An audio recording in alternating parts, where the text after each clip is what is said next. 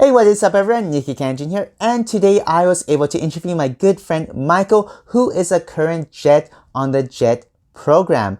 So in today's interview, he's going to be sharing with you what it's actually like living and working in Japan as a Jet, and you definitely want to stay until the end of this video because he's also going to be sharing with you some secrets about how you can pass the interview stage and become a full-fledged Jet yourself.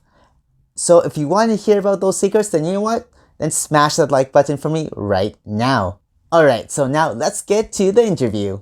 So Nikkei Canadajin here, and today I'm joined by my very good friend Michael. Michael, thank you so much for coming on. I always enjoy talking with you, and yeah, so thank you so much.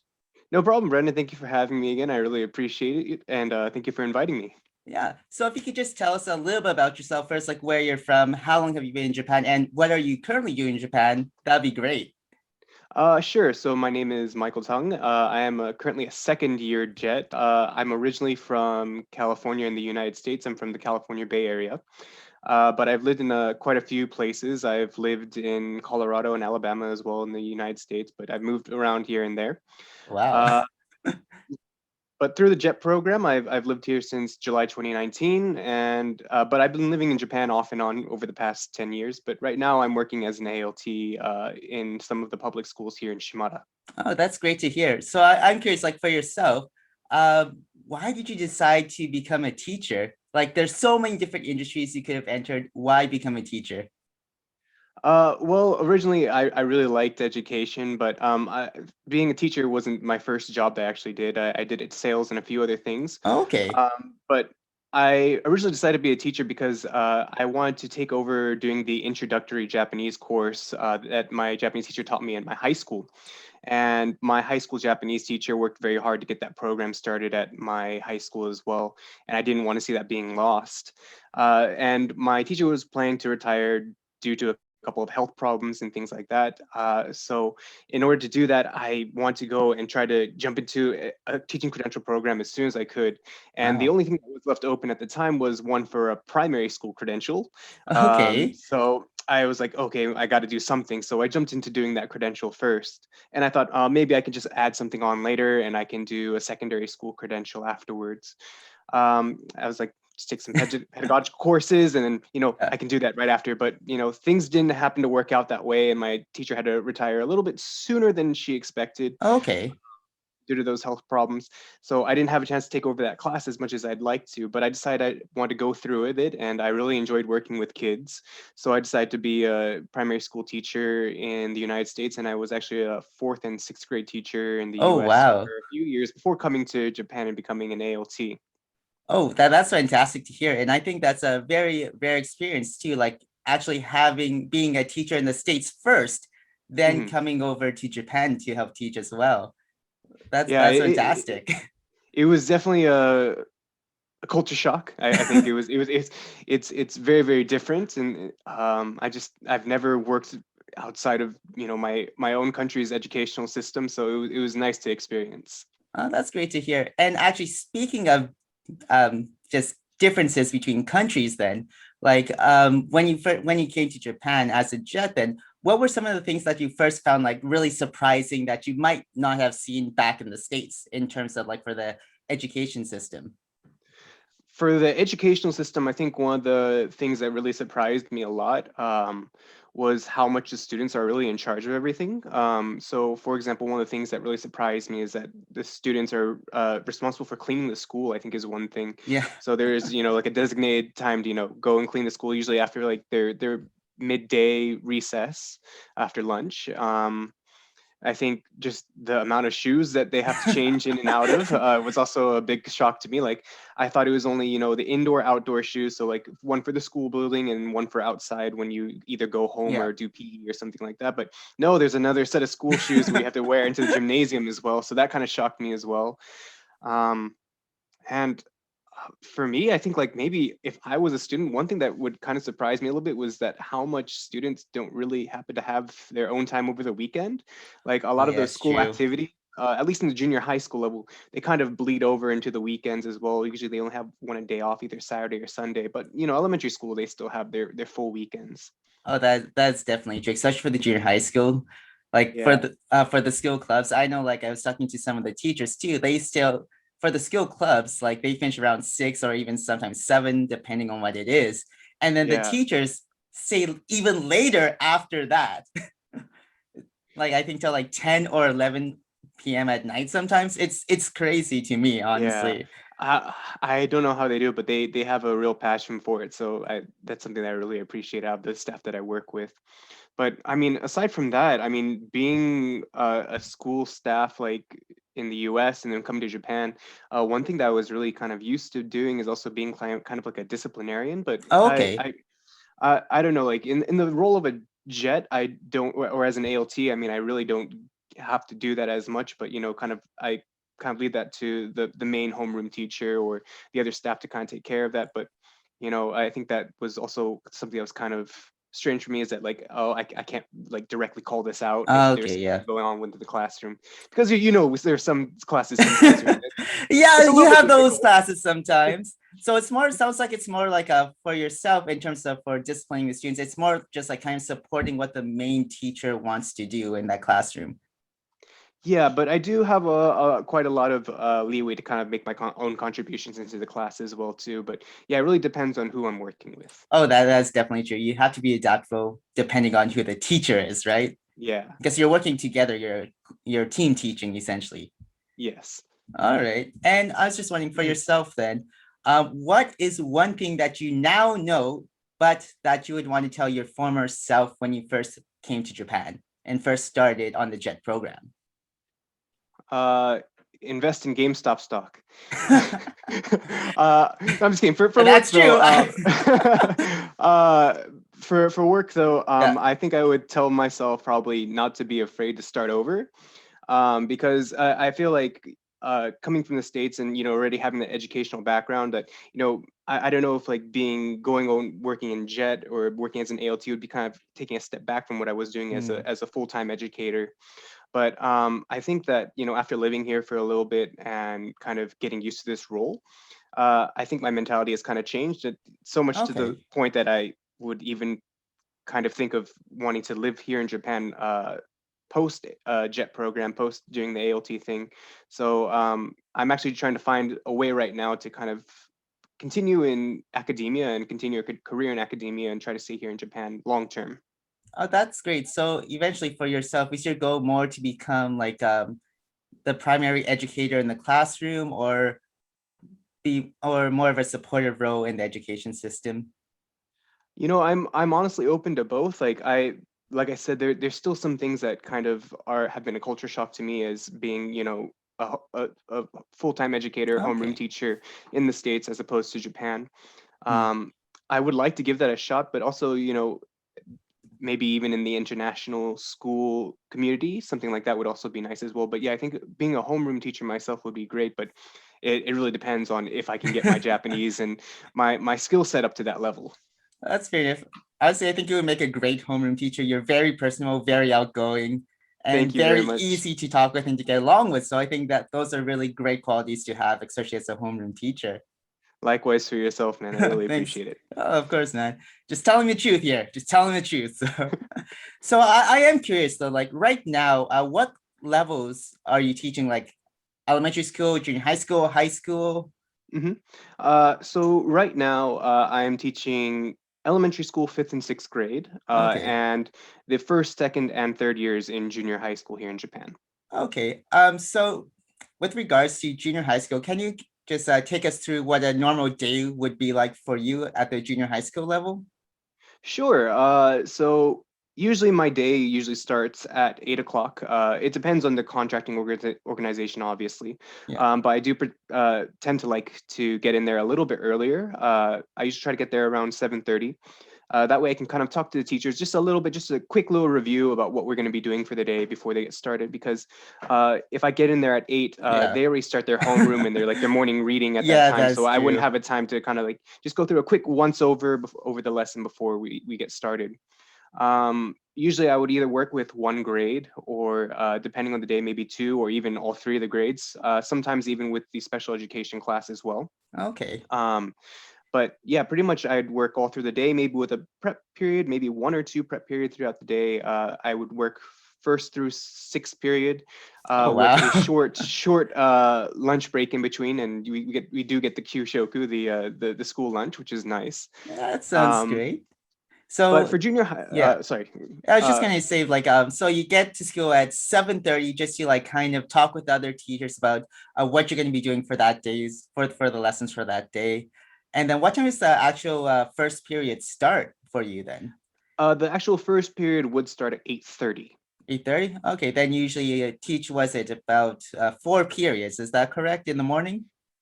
Yes, so it's about 4 periods in the morning and two in the afternoon. Each period is about 50 minutes at the junior high school level and 45 minutes for the elementary school level. Okay, that's great. And then for like during lunchtime, then do you eat lunch with the students or do you mainly stay in the teacher's room or what do you usually do? As of late, it's been in the teacher's room, but before COVID-19, Yeah. it would be the usual thing that I would rotate throughout all of the classes and kind of talk with the students. But just for precautionary measures, that hasn't been the case this year, unfortunately. But I do enjoy Yeah. that time to kind of just talk with the students and sit down at the table with them and share a meal and just talk. That's great to hear. And I am curious though, what do you think of the school lunches in Japan, like compared to the US, for example? Um, if being completely honest, I think there's a lot more diversity. I really appreciate that point of it, and I think in terms of nutrition, it's very well balanced. Usually, there's some type of soup, some type of rice, bread, or noodles, and then of course vegetables or something like that, and some sort of meat or something like that, and always comes paired with milk, and sometimes on special occasions a little dessert or something like that. So it's a big change to me comparing to when I was a kid. I know that's probably changed a lot since I was a kid as well in the U.S. But before it'd be like, hey, it's a hamburger or a pizza or a burrito. What do you want? I mean, to be honest, like for me, those choices sound absolutely delicious, but I can see like eating the same foods every single day. That might kind of get boring after a while. So pizza, Yeah. burrito, or yeah, I can see that. And I'm I, curious for the students as well. Then, um, is there any difference in how lunch is actually prepared in Japan versus the States? In terms of how the lunch is prepared, usually, there's the whole cafeteria thing that goes on in the US at least. And there's the lunch ladies that at least, put them on Yeah. the tray, have them set out for you, and you just take that, bring it to the register. Here, that doesn't happen to be the case. They usually pay for the whole months or at least maybe even more in advance. And then the students actually go get like the whole entire lunch cart, bring it to their room, the Okay. classroom, set out the tables, put down all the food on the table, and then they serve it out to the students themselves. They usually all wear like a mask or a hairnet, sometimes gloves and stuff like that, serve it out to the students, and then they can decide for themselves later, is this too much for me? And then kind of return some back, or if there's some left over, be like, hey, I want a little bit more. So Okay. So that was it's definitely something different for me. yeah, it sounds like during lunchtime, especially in Japan, that it's more student centered. Like I'd the agree with students that. prepare everything, they dish out everything. I'm curious, what do you think of that system? Because it's very different from the States, like you said, and also from my experience in Canada as well, it's completely different. hmm for me, like I don't know, like being an elementary school teacher before, I'm just like, I don't know if I would trust my students with doing this. Like, I'm just like, I don't know where your hands have been, and like, with the tick in like COVID-19 and everything like that. I was like, is this really safe? But for the most part, the students are very very diligent about, they wash their hands, they make sure that they try to give everyone the same amount of food. They're not like, like, hey, I know you're my friend, let me throw some extra like dessert on here for you, kind of thing like that. But they're very very diligent about making sure that they do everything well, and I think it's a good way to develop responsibility for them as well too. Yeah, definitely. It's just about to bring up that point because, like, if you have the students actually do it themselves, then they actually care a little bit more about it.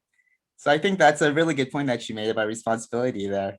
And I think you said this before as well, but in addition to like doing everything for lunch, like preparing everything, they also, as I understand it, they also do have a cleaning time as well. Is that correct? That is correct, yes. And so I don't know about the States, but in Canada, like we always had like one person, like the janitor, come in and clean during the daytime. Then you have another janitor come in at nighttime. I'm hmm sure it's something similar in the States as well.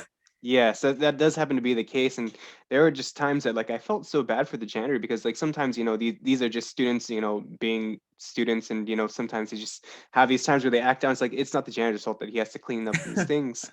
But I think it definitely creates a sense of respect for where they're going to be, where in for most of their day at least, because they know that, hey, if I make this mess, at the end of the day, it's not going to be some person being paid that's going to clean this up. It's going to be either me or my peers. Yeah, because the students in Japan actually clean up the schools themselves. You don't actually have a quote unquote janitor. Yes. Okay. I think so both for lunchtime and for cleaning time too. That's a lot of responsibility for the kids. And Hmm. I'm curious for you as an educator coming from the States, what do you think of that kind of system? I'm sorry, could you repeat that? The kind of system of Of like having the students clean, having the students prepare food instead of having someone else to do it. um having that system, I think definitely, yes, I think it definitely helps build character. I think it's good for, you know, it makes them really appreciate how much goes into the everyday. Because at the end of the day, for me, like, especially when it came to be around flu season and things like that, it was Yeah. always me, like, hey guys, go sanitize your hands. Or like at the end of the day, I'm like, oh, this student was sneezing a lot. I'm gonna go wipe down all of these desks. But if I could go and at least, kind of uh, delegate out some of these tasks and be like, hey, I think it'd be a lot better if you can help me out with this, rather than, I think the mentality, at least in the West, is that we think that it's kind of child labor to have them do that, but that doesn't happen to be the case. I think it's just like it's a case of caring for your classroom and where you're going to be, and being very mindful of others, and I think that's a great thing to have. Yeah, I definitely agree with that. And do you think like if you had something similar in the States, do you think that would be a positive? I definitely think it would be a positive. I mean, it doesn't have to be, exactly everything. I'm not like talking about like going outside and like raking the leaves and stuff like that. But like I don't think it even has to go to the point where this Japanese students go and like clean the floors and things like that. But at least taking a little bit more responsibility for the classroom, or at least their own desk area. I think that would be a lot better. Yeah, yeah, I agree with that too. And so just going back to lunchtime with Hmm. you said you eat lunch with the students before COVID happened.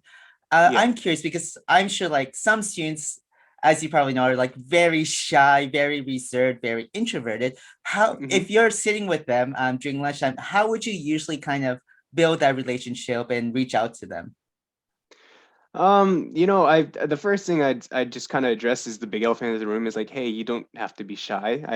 It's just like, let's just have lunch, let's just talk. And Yeah, then, if usually I try to open up with something that they usually have on their desk or something like that, because a lot of the students, in their home economics classes or things like that, usually they tend to make some sort of lunch tray bag, or usually they have some sort of like character on their like their cutlery, whether it yeah. be their chopsticks or something like that, and try to open a little bit with something like that. I think that's always a good way to open, like, hey, do you like this? Sometimes they're like, no, but I'm like, oh, that's really really cute though. I used to like it before, and things like that. So be like, oh yeah, Doraemon's really cute, or like, oh, I really like that Pokemon, or something like that. I think that's a really nice way to open up. But even just like kind of looking around the classroom, seeing what they did, and like, oh, hey, did you make that? That looks really great. Like, you must have worked really hard on it. Or like, oh, I saw on your whiteboard it says tomorrow you have a test or something like that. Like, Yeah. how do you feel about it? Or like, is your teacher really good? Or what's your favorite subject or something like that? You're just kind of leewaying into the things that you can see around the classroom. It doesn't always have to be about them, or even just like introducing things about yourself, like, oh yeah, I really like that class when I was in around your age, or like, I remember this was really hard. Well, how about you? Oh, that's fair enough. Yeah, I think the most important thing, like I think that you touched on too, is building that relationship and really asking open-ended questions to get their opinion, their actual opinion on different things around the classroom. That's a great way. And I'm curious for yourself then, when you do communicate with them during lunchtime, do you usually do it in English or in Japanese? It tends to be a mix. Like, if it's something that I know for a fact we covered, I'm going to try to incorporate a little bit. But if not, then sometimes I lead in with English and then I translate to Japanese. But I'm like, I see that kind of like, I don't know what you just said. Okay, fair enough. But sometimes it really depends on the student. Sometimes the student's like, oh yeah, I really just want to speak English. Let's speak in English, and they'd be like, what did he say to his friends or something like Yeah. that. And it really depends on the student, but I think being able to have that kind of openness to adapt and be like, okay, I know the students like more focused on English, or the students struggle sometime in English, just being able to adjust and know which one is the best one to use. Okay, so it just really depends on like kind of this who you're talking to within that group at lunchtime then, right? Yeah. Fair enough there. I think that's a really good point too, is it really does depend. And but it sounds like um overall, if you want to have a good time at lunchtime and really build a relationship with the students, just actually take an interest in their life, which is a really good tip for all the ALTs and all the jets out there. I know for myself too, I've used that a lot of times, and it does make a difference. And it even extends outside of lunchtime. Like if you build that rapport and that relationship with those students, you'll see it in your English classes as well, or at least they'll be a little Yeah. bit more open to English.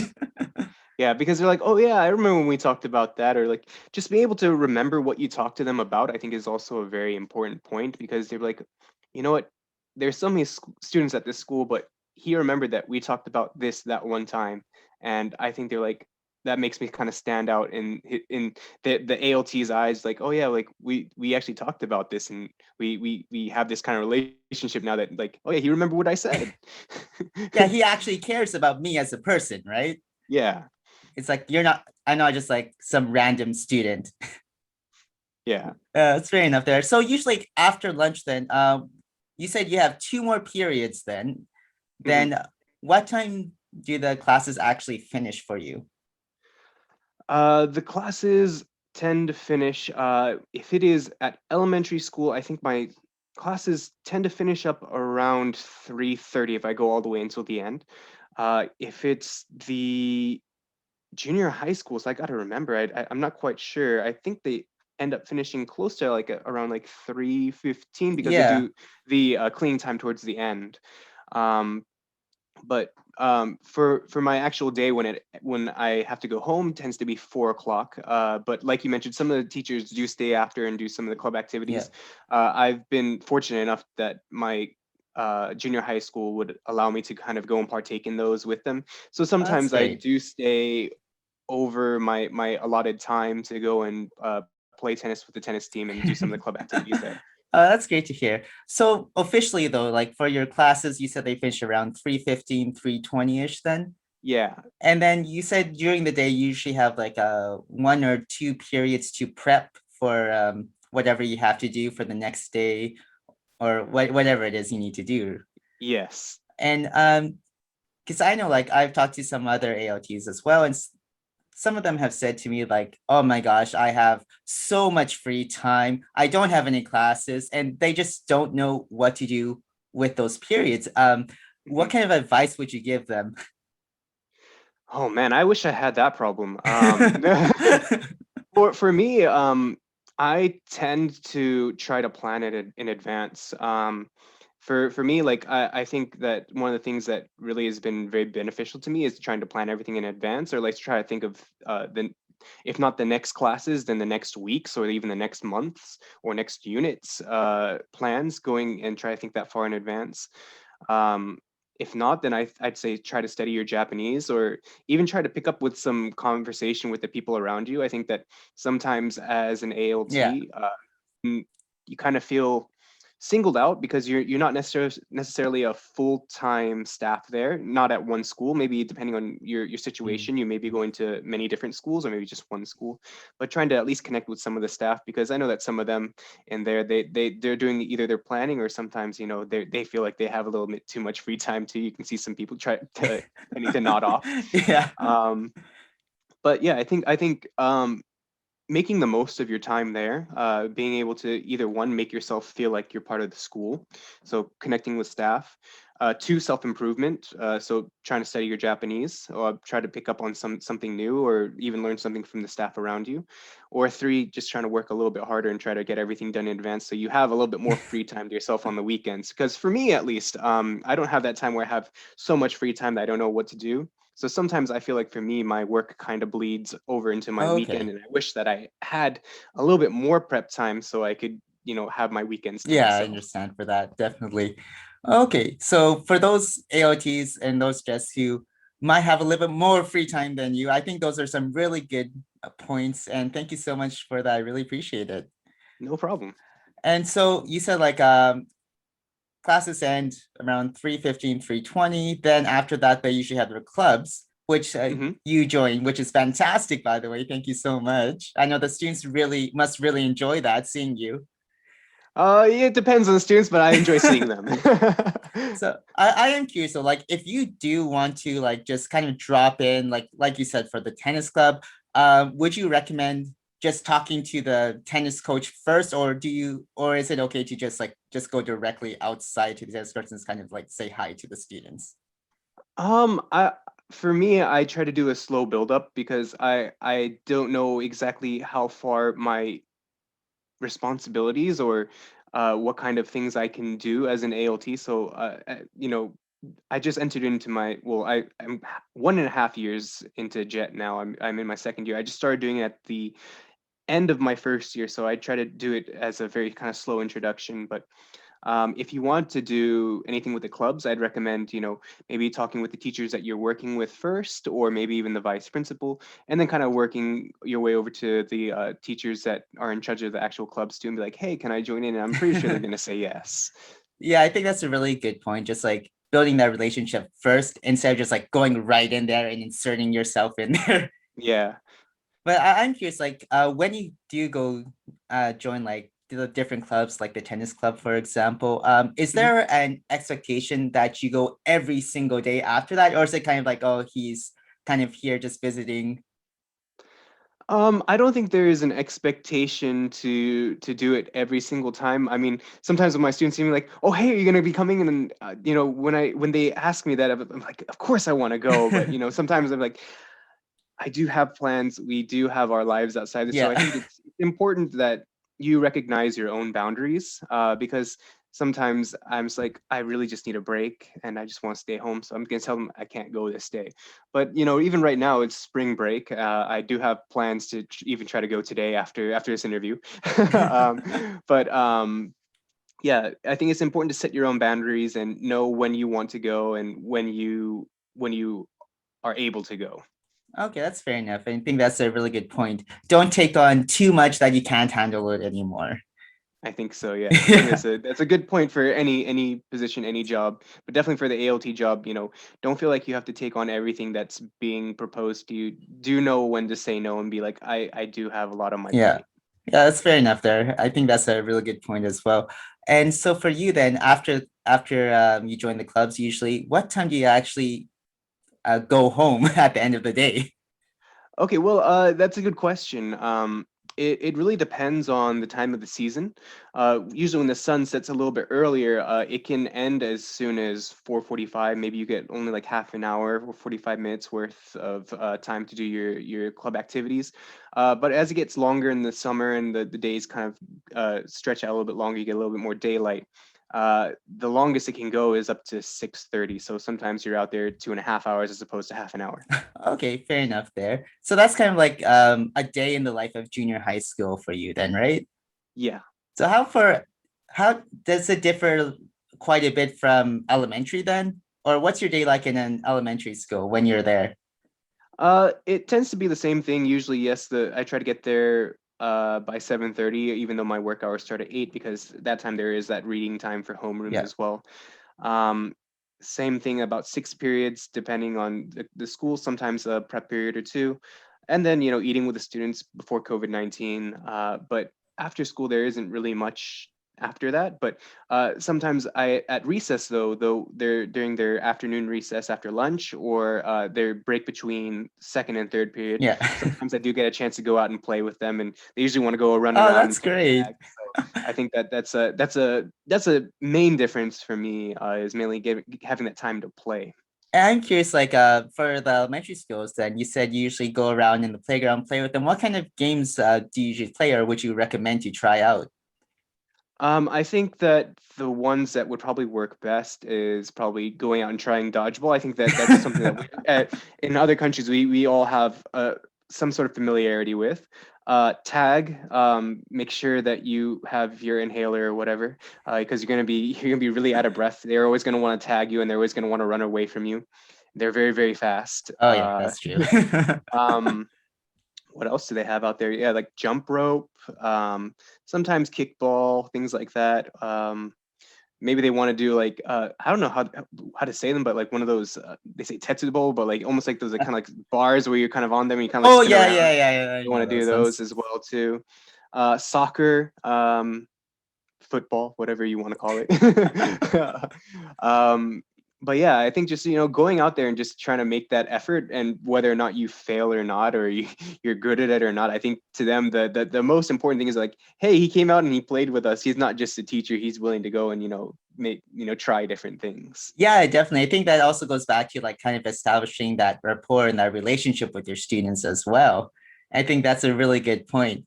And I'm curious for you then, like because you both teach at elementary and junior high school, Mhm. and unfortunately because of COVID this year and last year, I'm just curious, what have you noticed? Like, have you noticed any changes within the school system in Mhm. regards to COVID?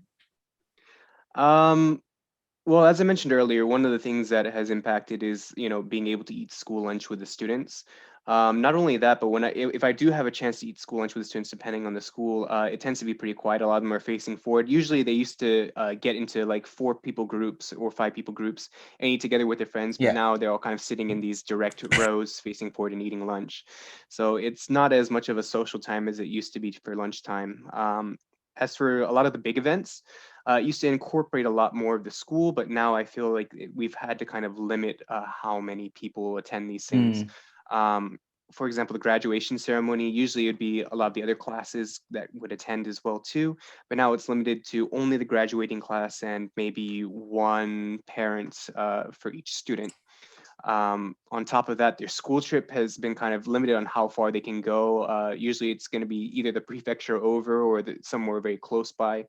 I know that it was kind of a disappointment to some of the sixth grade students that really wanted to go to Disneyland Yeah. for their sixth grade field trip, or I don't know usually what the third year junior high school students do, but yeah, they ended up going to some theme parks that were much closer in that case. But yeah, on the school level, it tended to be that they would shorten down some of these events too. So Okay. sports day and stuff like that, there would be less events and it would end earlier in the day too. Yeah, that's very true. How about regarding like in terms of your classes, your English classes, because English is it's supposed to be about communication, right? So Yeah. because of COVID, how has it affected like the kind of lessons that you would usually do? I think that for those kinds of lessons, it's kind of impacted on how big I can really make this and how interactive. So, for example, if I want to do an activity where there would be some sort of exchange of items or shared items, I'd have to kind of limit that, which is unfortunate because a lot of these things, we would try to do very physical things like that, like Yeah. writing on each other's backs or things like that. So, unfortunately, we can't do that kind of game. Um, but we're still doing our best to try to make it as interactive as possible. What else? Yeah, certain speaking activities. I've heard from a few other ALTs that just going around and speaking to many people is kind of limited. It's the big no-no. So kind Yeah. of getting up and speaking. So it's usually limited to speaking to the people behind you, in front of you, beside you, diagonal from you, kind of thing, as opposed to being able to get up and kind of move around. Okay, that's fair enough. And like I'm just curious, during class time as well, do all the students wear masks then? Yes, all the students do wear masks. Of course, there are some students that you're just like it's just too hot in the summer and you tend to take it off. But yeah, for the most part, we do try to enforce. If you're going to get in groups or you're going to go talk to Yeah. someone, please wear your mask. That's good to hear. Would you say like the majority of students like in the actual classroom wear their masks in Japan then? Yes, I would say the if not 90% and over, yes, it's at least like 90% of them would wear it. Usually it's just like the few that are the little bit of the troublemaker kids that tend to take them off, or just like the people that just like really struggling with the heat, I think would Fair enough yeah, there. take them off. Okay. Yeah, I think it's really interesting because in Canada, I know like for a lot of the kids, like you couldn't pay them like $1 million to put a mask on and actually keep it on for the entire day. So Yeah. I think the fact that I know, like, even for my elementary school kids, like even the fourth graders, they all wear masks like Yeah. the entire day. Of course, there's no real social distancing because Hmm. they're very physical. They're very Hands-on. physical. Yeah. Yes, yeah, very hands-on. That's a good way of putting it. But the fact that they actually wear the mask all day, that's just amazing for me because I know in Canada that probably wouldn't happen. Yeah, but also I think that another thing that to add on to that is that I think that they have a good sense of pride in some of the masks they wear that they've made. Oh, So a lot that's of true. a lot of them do kind of make some of these masks in home economics, and I'm sure that you've seen a lot of them. Like right now, Demon Slayer, Kimetsu no Yaiba is the big Yes. thing right now. So you always see people with their Tanjiro and Nezuko masks or Zenitsu masks, and I think they have a lot of pride to that as well too. So I think it's another form of like customization wear for them as well too, which is really nice. Yeah, they can kind of show it off to their peers, right? Yeah. That's great to hear. And I'm just curious, like for yourself, we kind of talked about what it's like in a day of for for you in a day for your junior high schools and your elementary schools. And Hmm. I am curious though, if you don't mind me asking this question, what is the kind of like the salary like being a jet? Is it Okay. enough to live on or? I think that if you live outside of some of the more metropolitan areas, it's definitely enough. I can't speak for all jets or all contracting organizations, all board of educations, but currently for me as a second year jet, I'm currently making about 300,000 yen a month, about 260,000 yen a month once you factor in taxes. But without taxes, if you take that whole salary over a year, it's about 3.6 million yen. If you want to translate that into US dollars, it's about $36,000, maybe a little bit less depending on the exchange rate. Okay, But I that's think it's definitely enough to live off of. I think rent over here, and at least in our yeah. area, is actually pretty affordable compared to what it All is in the right. US. That's great to hear. And I'm curious for the JET program, is it every year you're on the JET program? Is there an increase in salary as well? Yeah, so every year that you're on the JET program, there is an increase in salary. It's just a little bit per month, but in the long run, it does tend to be a little bit more substantial. But yes, every year that you're on the program, there is a little bit of a bump to your Okay. salary. Oh, that's great to hear. So it's enough where you don't have to live off of like cup noodle every single day. I'd agree with that. I mean, actually, one of the reasons that I decided to, come out here is that, it's actually quite comparable to what I would be making as a first year teacher, second year Hmm. teacher in the States. Uh, comparing my responsibilities here versus back home in the States, being a full-time teacher. Okay, fair enough there. Thank you for sharing that with us. Really appreciate it. No problem. And I'm also curious, like, because you've been a jet for over an entire year now, Yeah. I'm curious for yourself, what are your like kind of like top three tips about how to avoid burning out? Okay.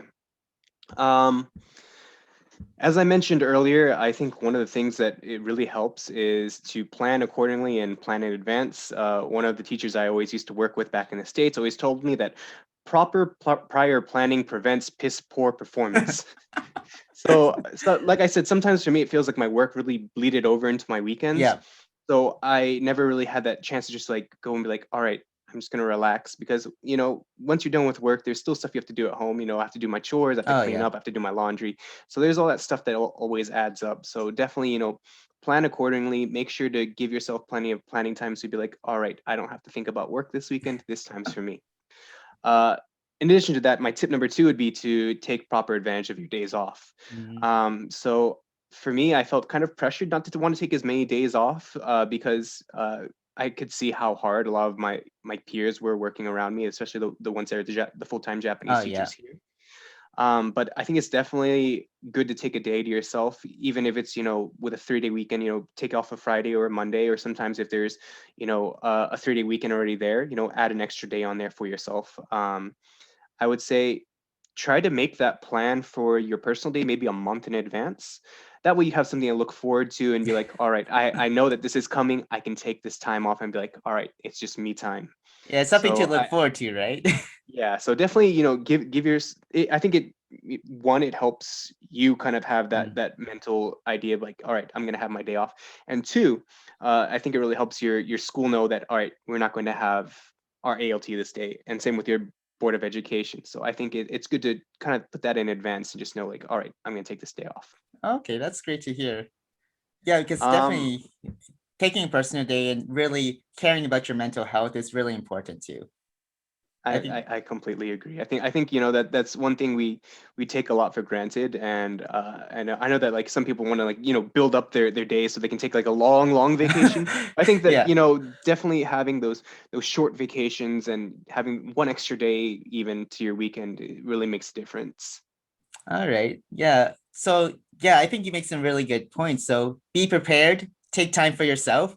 Mhm. And last tip if you give us, third, Uh, final number tip. th- yeah, number three I would say is put yourself in your lessons.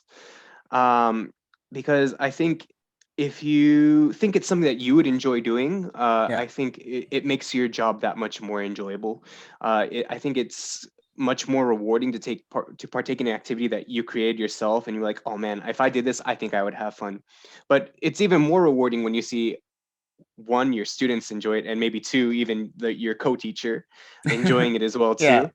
um, I mean, once you do that and you're like, oh man, this was really fun, it doesn't even feel like work anymore. Like, I look forward to doing that lesson one more time with the same class again, because like I said, sometimes I would have a full load of where I Mm. teach like three classes of fifth graders, three classes of sixth graders. And I was like, man, I'm looking forward to that next class because I can do this activity again. So it doesn't feel like work. But of course there are gonna be those times where it doesn't quite click with your students or your co-teacher. Yeah. But you shouldn't take that as meaning failure, but definitely using your activities and your lessons as a way for you to enjoy yourself and for your students to know what you enjoy as well too. Yeah, I think that's definitely a good tip. Like make it personable, and make it interesting and fun and something that you would actually enjoy. I think yeah, that's definitely very important. And I am curious though, because I know you work with a lot of different teachers who have a lot of Hmm. differing styles. Um, if for whatever reason, for if your styles don't necessarily match up, what kind of tips can you give us, like to actually work with that teacher a little better? I definitely say, it's important to get feedback from both. I think, if there's something that you disagree with, definitely voice that opinion and kind of give a reason why. Um, and if they disagree with something, definitely ask for their opinion and don't take it as an attack, but, just kind of voice why you think it would be a good idea and why they might not think it might be a good idea. And, being able to collaborate with them and know what they think is a good idea and what you think is a good idea makes the lesson a much better. But I think it's always good to have a firm idea of what you think is a good lesson and what they think is a good lesson, and then take the best parts of both. I mean, you're not always Yeah. going to see eye to eye with a lot of your teachers. So, for example, I had one teacher that didn't want me to work out of the textbook at all, which gave Mm, me a lot more work to do because that means I had to come up with my own 45-minute lessons each time yeah. without relying on the textbook, but having to dissect it down to like, what is this grammar point that's being taught and how am I going to make this last for 45, 50 minutes. um, but yeah, just being able to realize what you can do and what your co-teacher can do, and Okay, being that's able fair to enough collaborate there. to take the best of both worlds. Yeah, I think you make a really good point about just being able to have that open and honest communication with with your coworkers too, and with your teachers. That is extremely important, not only to make a good relationship with them, but that the students see that as well. I am curious, like for in terms of classroom management, because I know you said before off camera that you do have some very rowdy classes. Hmm. I'm curious, like in those kinds of situations where you have students sleeping, where you have students like uh basically throw away the worksheet that you just gave them, what do you recommend to do if for example the JTE might not necessarily be the best at classroom management? um, I think the most important thing is to go through it with a smile, and I think you should delegate that task to someone else, because I there are some times where I tried to take it upon myself to be a disciplinarian, and that just didn't ever pan out well, because Hmm. you're not a full-time teacher there, so there's not much you can do on that side. And two, English isn't their native language. Japanese is not your native language. It may be very difficult to drive that point home. So I would say definitely delegate that task of discipline to someone else, whether that be the your co-teacher, the homeroom teacher, maybe even bring it up to the vice principal if it needs be. But definitely don't take it upon yourself. But I think the most important thing is that you are trying to teach for the remaining students, not just that one student. Yeah. So think for the greater whole, as opposed to just that one or two students that is not quite participating the way that you would hope. I mean, it's unfortunate that it's you don't want to leave them behind, um, but sometimes you can't force that upon the rest of the class either. So I would say, if that just happens to be that they are acting out, lashing out in some way, move past it, show it doesn't affect you, and continue on with your lesson. Make sure that everyone else has a great time, and maybe once they see that, oh man, everyone's having fun, maybe I was wrong. You kind of get that feeling from Yeah. some of the students as well too.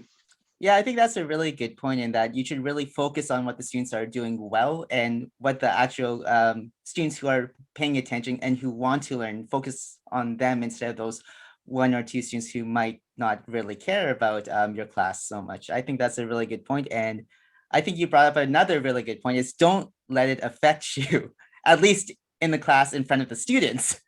Yeah. Because I know especially for junior high school students, as soon as they see a weakness or if they see that they can get under your skin, they'll just pounce on you. Yeah. They can smell the fear. But I think you brought up a good point as well too. Is like definitely reward the students that are doing well and that want to participate. I'm not sure if it works as well as in the junior high school level, but stickers are always a great That is way true. to entice them to hey, I want to participate. I want to give my answer. Yeah. Exactly. I think, yeah, having a positive reward for the students that actually want to do it and that volunteer, that is definitely a really good way to actually create a good relationship with yourself as a teacher and with the English language as well. So yeah, that's a really good hint. I'm curious for you then, what is your favorite kind of sticker to use? For me, I think it's like, man, that's really hard. I try to do it based on themes. So usually, if it's a holidays coming up, I try to do theme stickers for like Christmas, Okay. Valentine's Day, any other big holidays. But aside from when those days are not around, I try to do something, say for example, that is really popular. Kimetsu no Yaiba stickers have Yep. worked. Right now, Jujutsu Kaisen stickers, I'm pretty sure are gonna go like hotcakes. And aside from that, very very tactile things. I feel like those ones that kind of like either are very soft or like kind of like extend out a little bit. I feel Okay. like some students are like, oh yeah, this feels like really nice. Like because sometimes I feel like a lot of these students just like they need something to kind of keep them entertained. Like, all right, I can just press down on this while I'm listening. I totally understand that. You might not be able to have a fidget spinner, but this is the next best thing. Right? So I am curious though, kind of like going away from what it's like in your day-to-day working life. What was the process like of actually becoming a jet and going on the jet program? And I want to ask you this first, but what do you think are the 3 attributes you need to be a jet?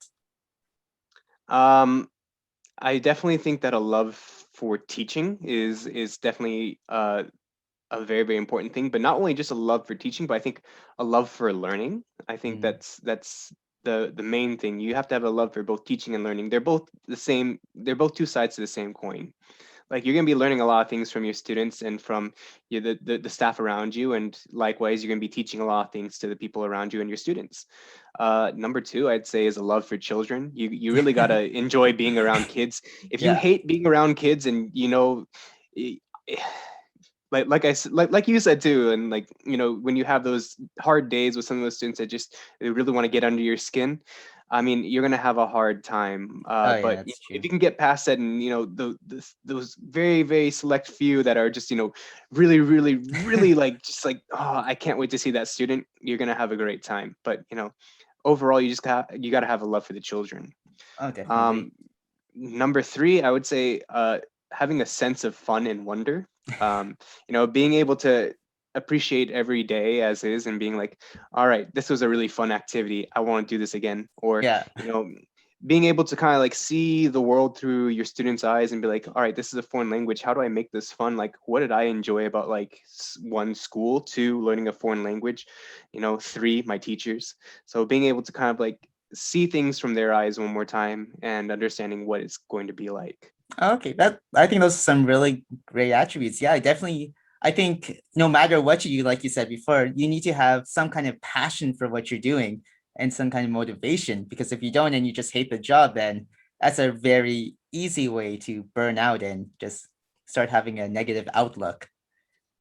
But yeah, I think that's definitely a good point for it. And I'm curious though, like when you went through the process to become a jet, Mhm. in terms of like for the applications that you have to send off and all the statements that you have to write, is there any kind of advice you can give for that process, for the initial process before the interview?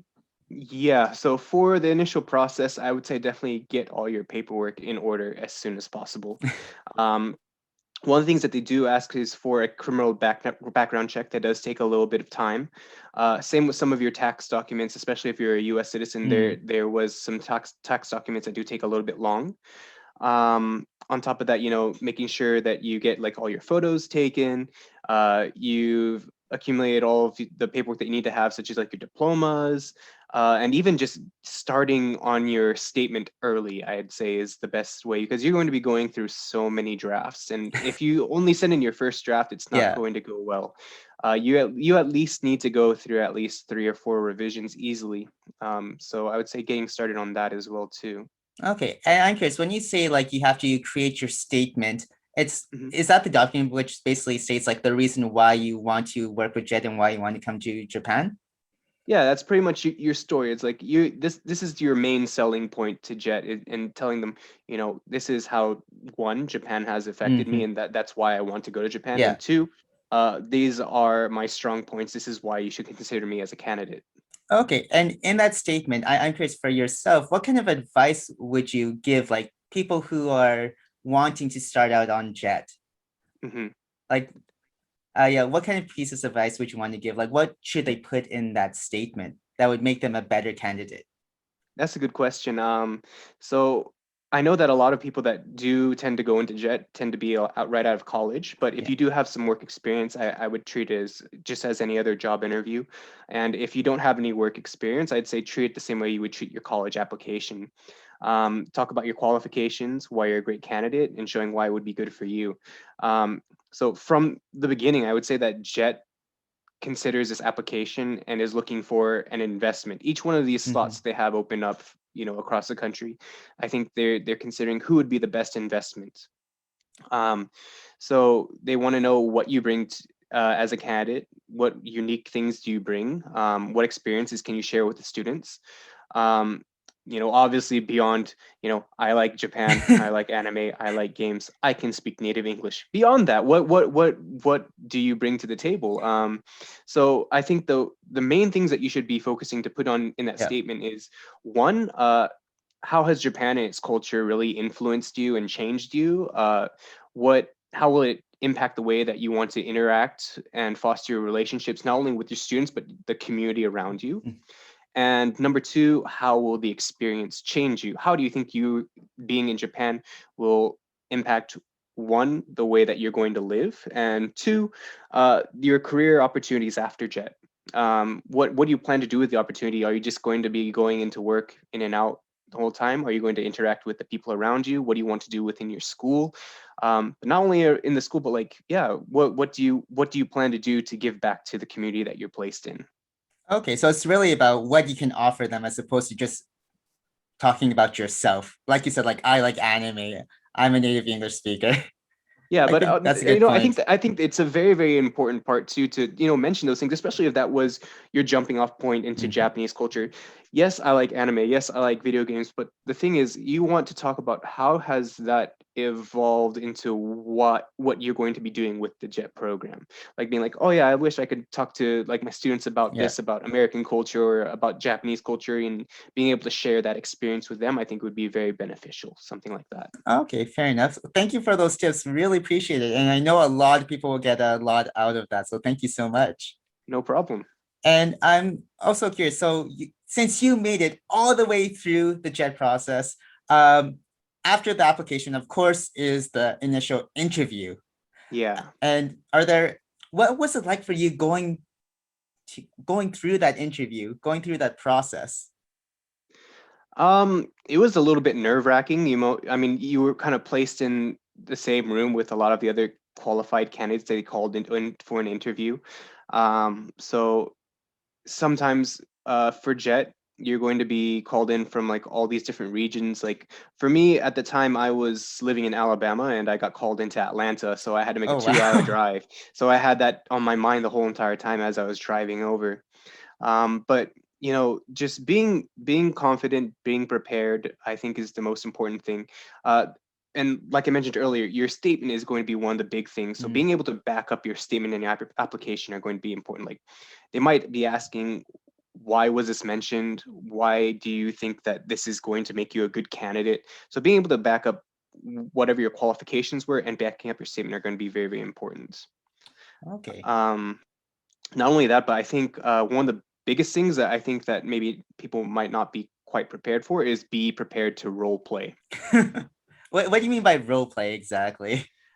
I think that one of the qualities that they really, really looked for is when you are placed in an awkward situation or a situation that you're not familiar with, how will you respond? How will you react? Mm. So, for example, one of the role plays that they made me do is, all right, you can speak Japanese. That's great. You have a teacher, and he said, I don't want you to speak any Japanese in the classroom whatsoever. Your students understand zero English. This is your first day. Uh, the teacher says, I have no lesson plan. Go. So they want you to think about what are you going to do in that Yeah. situation.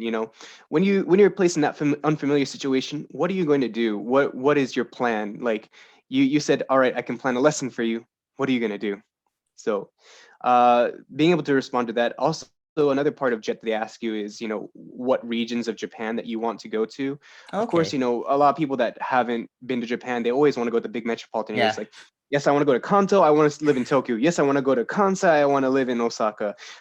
Yes, I want to go and live in Okinawa because there's a big American population there, or something like that. But as much as those are big cities, not everyone can get into those cities as well, and you're placed along Japan and many, many other places as well. But being able to back up, like, this is why this is my first choice. This is why this is my second choice. This is why this is my third choice. For me, it tended to be that I have friends that live around there, so it'd be Mhm. nice to have some familiarity and some support in these places if I was placed in this area.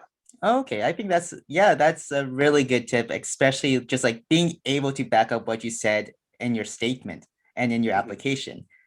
Yeah, that's and also being adaptable, like you said, if they give you some kind of role player scenario, you have to you have to be adaptable and think quickly on your feet, or else Yeah, you can't be like a deer in front of headlights, just like, yeah. or at So least you that shouldn't be like that. Yeah, it shouldn't be that like that because if you come to Japan, and that's the first way you react. It's going to be a little bit tough for you. But definitely, I will say be friendly, be yourself. But definitely, like I said earlier, think your answers through thoroughly. Because if you say something that maybe you're just like, oh man, I'm just going to BS my way out of this answer, they might ask you to elaborate on that or Mm. role play that situation. How would you react? So always be prepared. Try to be Yeah. prepared. Fair enough there. And I'm curious, like for the initial interview, then, Mhm. what would you suggest in order to make like a fantastic first impression on your panel of interviewers? Panel of interviewers. Hmm.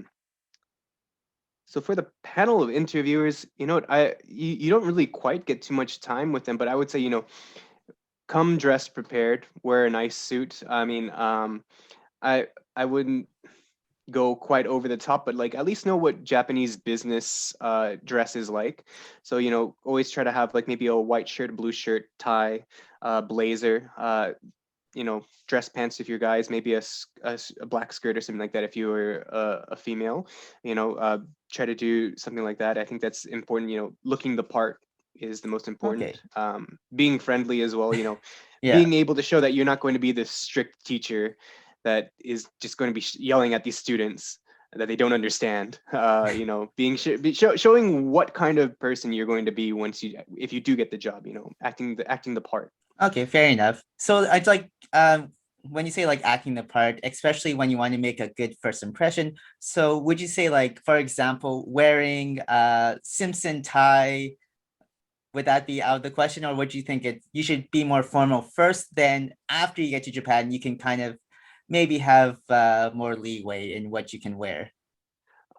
I would say, be a little bit more conservative on that first thing. I would treat it just like any other job interview. Like, if you think that this wouldn't be a proper fit for you, a job Yeah. interview in your home country, then that's probably not going to be the right choice for you to take to your jet interview.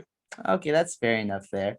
And then for yourself then, once you actually came to Japan, once you actually knew your placement and you flew from the Mhm. States all the way to Japan, Yeah. what kind of advice would you give someone who wants to make a good impression on their schools?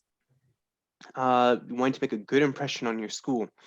I would say definitely bring some gifts as a show of good faith between you, because you are now officially a liaison between your home country and Japan. So definitely bring some gifts. I would say anything that's really indicative of your home country, or if you're in the United States, your home state, especially if it's written on there. So like things like little pins or badges, pens. But I think the best thing that you can possibly do is bring individually wrapped sweets. Okay. So I think if you can bring enough for your whole entire school staff, it's really tough because you don't really know how many you're going to have. For me, like across my 3 elementary schools Yeah. and my junior high school, that's almost close to about, I want to say close to 140 people.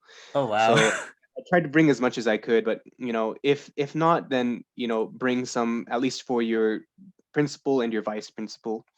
And if you can, if you can fit it in your luggage, and if it's something that's Yeah. cheap enough within your budget, maybe bring some stuff for the students too. Maybe not sweets. I don't think they really allow you to give out desserts and like sweets and stuff like that, food to the students. But even like a little pencil or something like that would be. Okay. Um, but yeah, something indicative of your home country or your home state. For me, I brought a lot of Ghirardelli chocolate because I'm from the San Francisco Bay Area. So I was like, that sounded Nice. like a good idea, or at least something that that they're not able to get here. Yeah. So like sometimes like some sour sweets. I brought like sour punch straws, and some of the teachers really like that. Ah, that's great. Um, but yeah, definitely bring a gift. I think that's one of the easiest way to break the ice, because they're gonna have to come up to you early and be like, later, a little bit later on, be like, thank you for that, I appreciate it, and it gives you a chance to open up with some conversation. Yeah, Um, definitely. the next thing I would probably say is number two is be willing to learn, because I'm sure that there's going to be a lot of cultural faux pas that you're not Yeah. familiar with. Just give a quick sumimasen, or I'm sorry. Then show your willingness to correct it in the future, and it's your chance to kind of learn about the school, the students, and the culture. So just being able to show that you're willing to learn, you're willing to make mistakes. Yeah, definitely, for sure. Like being willing to like make mistakes and admit that you're wrong. I think basically being humble is very important too. So that's a really good point.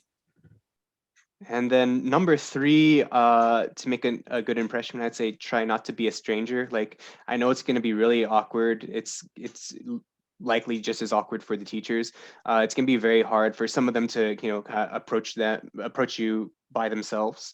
So you really have to make that first push to be like, all right, I'm going to be the friendly guy. I'm going to go Yeah. and introduce myself to these teachers, because sometimes when you get there, that is your opportunity to kind of introduce yourself, because you might miss out on that chance. It might be a little bit more awkward down the line to try to introduce yourself to all these people, and you're like, I I don't see. know this person's name.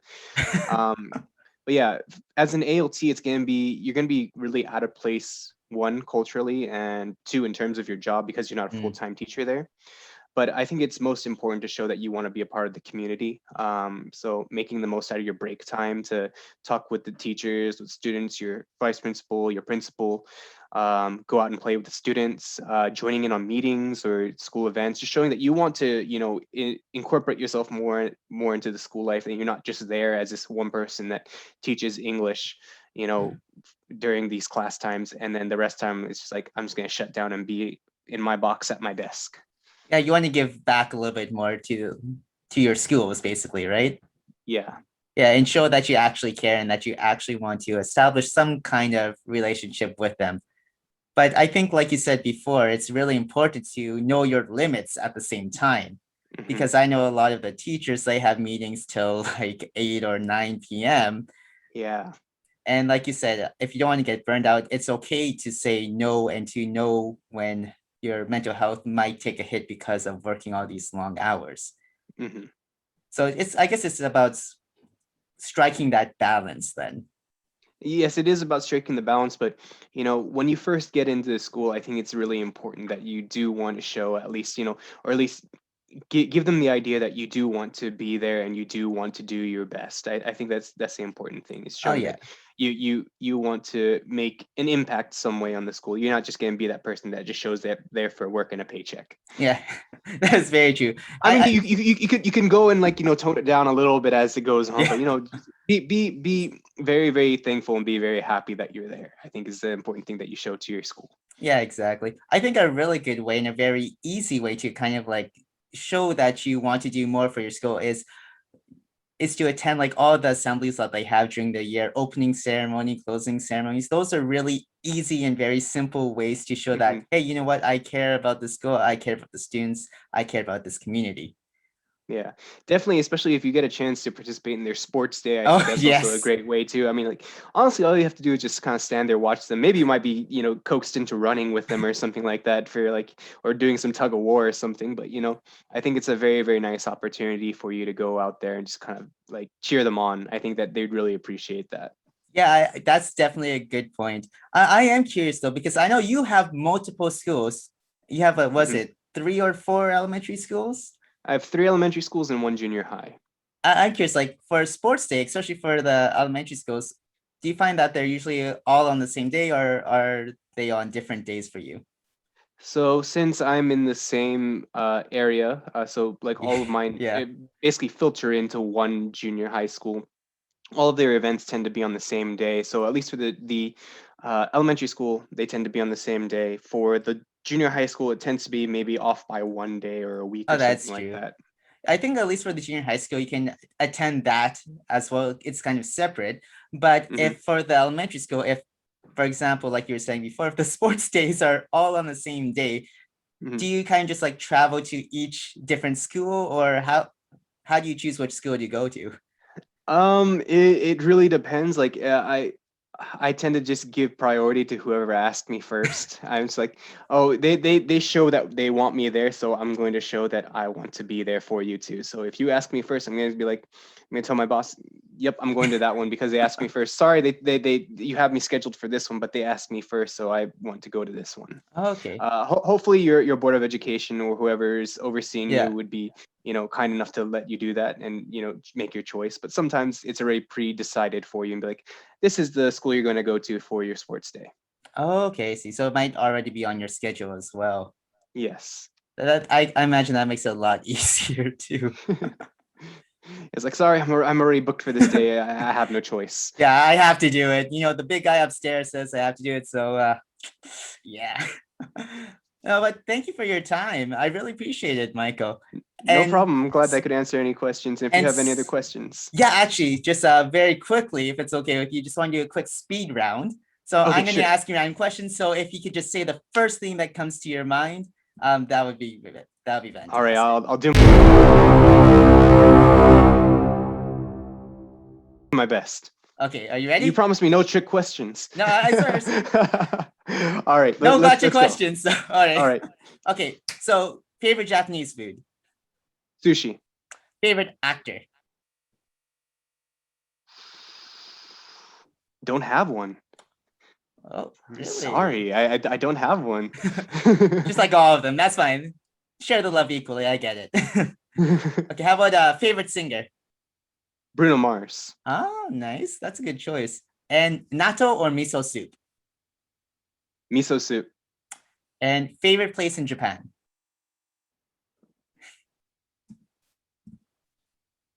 Kinkakuji. Ah, that's a good choice. Nice. Anyway, thank you so much for coming on, Michael. It's always nice talking with you, and I hope you have a wonderful day.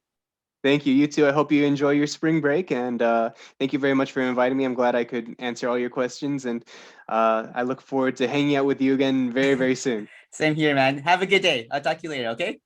All right. Talk to you later. See ya. Okay. See you. Bye. Alright, so let me know in the comment section down below what you think the number one quality you need to have if you want to make it as a JET on the JET program. And don't forget to subscribe for more content like this every single week. And until next time everyone, stay waku waku.